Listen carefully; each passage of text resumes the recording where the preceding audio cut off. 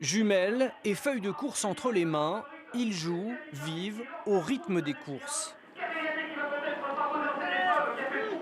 Attelé ou monté, l'univers du trot a ses codes, mais nul besoin de tout connaître pour apprécier le spectacle.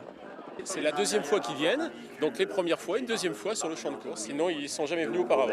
On regarde à la télé une fois par an, il faut au Grand Prix d'Amérique, c'est tout. Puis bon, on ne se rend pas compte derrière tout ce qu'il peut y avoir comme travail à tout niveau.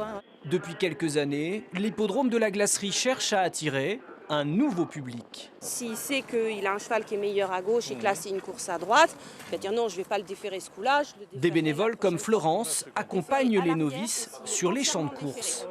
Ils arrivent en disant je connais pas grand chose, ça va pas forcément m'intéresser, puis ils posent des questions et je pense qu'ils s'intéressent et ils découvrent surtout toute la filière et tout le travail des entraîneurs. C'est la première fois que je vois ça vraiment autrement qu'à la télévision et c'est très impressionnant. Esthétiquement aussi, c'est beau. Ah, c'est de toute beauté. 9 courses, 147 trotteurs et des stars. Aux côtés de Franck Nivard, auréolé de son prix d'Amérique, des jockeys savourent leur première victoire de la saison. Bravo, cheers.